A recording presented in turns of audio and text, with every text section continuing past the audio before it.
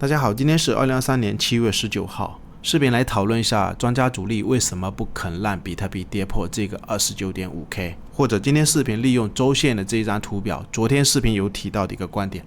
有可能这个位置比特币整理的结构会类似2015年上升三角的结构。那这个结构里面有哪一些知识点？等下也利用日线的这张图表来跟朋友们判断一下。目前主力是在看大环境，大环境是在一个利好的情况下才会有这种 60MA 这么大幅度的一个向上的结构。19年的这个位置也是向上，20年的这个位置也是向上，15年的这个位置也是向上。所以希望朋友们去年在底部 20K 下方重仓抄底的比特币，希望朋友们一定要给我抱住。复盘之前可以对我们的 YouTube 也可以我们邀请链接注册交易，或者有用我们邀请链接交易过的朋友也可以加入我们 Discord 社群，上面有更多程序交易的买卖信号。我们先来看一下比特币日线的形态这个 29.5K 也是跟大家讲了有几天，它这个位置是主力专家有效的突破上去不肯压回来，已经是非常的明显。因为3到4月份的这个区间，我们可以观察一下里面的一个结构就是这个位置前面不是有跟大家讲，跟这个位置非常的像，它有可能会向上去突破，然后突破再创了这个整理区间的高点，就是这个整理区间的高点。不过它挖了一个坑10天左右，我们可以留意一下这一根跌破的时候跟这一根是不是也是很像。后面它是连续3根下跌直接来到这一个区间，所以这里面的形态是有一点不同就是这3根 K 线它如果要扩散，空方早就应该像这种乘胜追击重新回到这一个白色的箱体。所以也是跟大家讲，这个是有效的突破，它主力在这个位置横盘，这个 29.5K 是很关键的一个支撑位。当然中线你要反一点，如果真的在这个位置有没有回踩这个箱体的矩形，至少从目前的时间来观察，已经快接近30天了，它都没有重新回到这个白色的箱体。所以不同于之前的这2个陷阱，上去4天就回到这个箱体，上去2-3天就回到这个箱体。所以目前这个位置是有效的突破，而且位阶是已经继续往上抬。然后我们来观察一下比特币的周线因为昨天有提到一个观点，就是这个位置有可能是整理上去，有可能还是在这个位置箱体震荡。我是判断类似2015年的一个区间，就是它大涨会有大跌，或者是大涨它有可能会比如说再踩，或者是这样子再踩一个类似上升三角的一个结构，到10月份有没有可能往上去突破。因为我们可以观察一下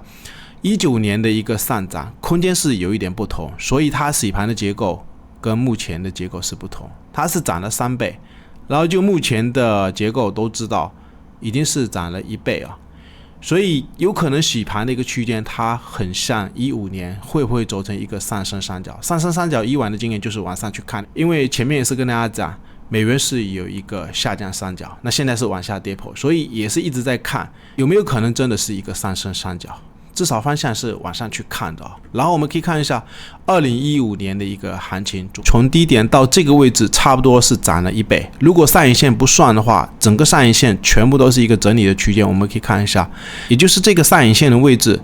它会有大跌，然后又大涨，然后又有大跌又大涨。周线里面有这种 K 线，相信都是至少 20%-30% 的一个上涨的一个空间。所以看到这种 K 线，它其实全部都是在这一个整理区间，就是一个上升三角，后面是在这一个位置往上突破。那这个突破的点位后面形态是怎么走的？我们今天要利用日线的比特币这一个主力的生命线，因为判断有可能主力是在这个位置洗盘，也不确定它会不会重新回到这个 28.8K 的一个支撑位。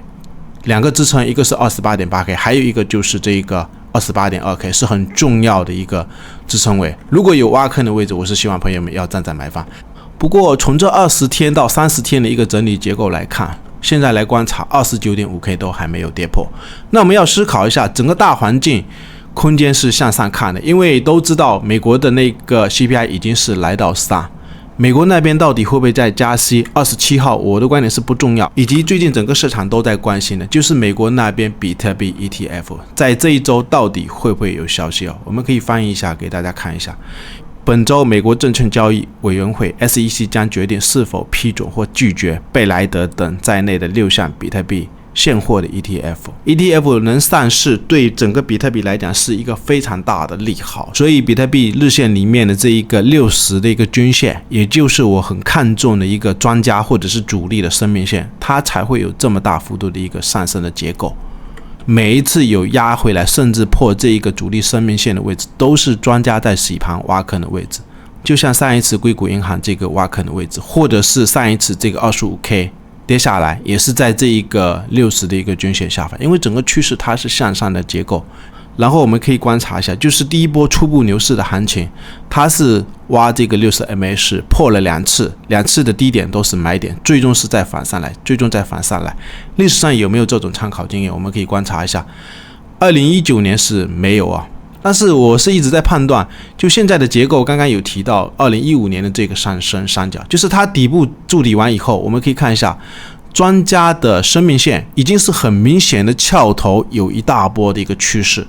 不过我们可以观察一下，它第一波涨了1倍以后，后面洗盘的位置，也就是在这整个中长线的区间里面，我们可以明显的观察一下，这边是有一次破60MA， 然后再上去再大涨，也会再大跌，又破了一次60的 MA。从这个位置开始，如果跟现在的2次破60均线位置洗盘的位置，后面再开始计算，我们可以观察一下，它在日线里面这个位置是波动是非常非常的窄，就类似最近很多朋友在聊，做多也不是，做空也不是，有可能做多它又洗，然后做空它又拉，做多它又洗，做空它又拉，就类似这个区间，有可能是非常非常小。那我们可以计算一下它这个区间里面的时间，从这个位置开始，我们可以观察一下，来到这个区间有一个小波段的上升，是继续经历了42天。如果我们拉到这个区间，它时间是73天，所以有可能比特币就目前的区间，我是判断很像这个区间，就是主力他也不想让它继续往下破到下面的这些区间，让很多在低位没有买到的那一些散户，或者是抄底不敢抄的那些散户，不想让散户再买到这么低位的筹码，所以现在的一个形态，我的观点也是不排除有这种可能性。我们可以观察一下60的一个均线，现在已经是来到28,500美金了，真的会再去破这个60MA 吗？主力的目的都已经达到了，前面几个破位的位置，现在有可能就是利用时间来横盘震荡，当然也不排除它有没有可能再挖到这个 28K 左右。然后我们再来观察一下比特币4个小时的技术形态啊，昨天是有聊到，就是整个片区的区间里面是有好几组多方抵抗的 K 线，一根大跌，空方如果要乘胜追击，应该是继续扩大战果，但是为什么第二根来了一个多方抵抗？这个位置也是多方抵抗，这个位置也是多方抵抗，还有很多，像这个也是一个吞噬，多方吞噬，或者是这段时间重心是在下移，但是它没有大崩盘。我们可以看一下，也是一个多方插入线，昨天也是一个多方插入线。那至于短线的压力位还是不变啊，前面有跟大家讲过的，就是这个位置，包括这4个高点的位置，你如果连成一条线，大约是在30.8或者是30.9K 是很重要的一个压力区，还有一个短线的压力位就是这个箱体。最后还是一样，可以对我们的 YouTube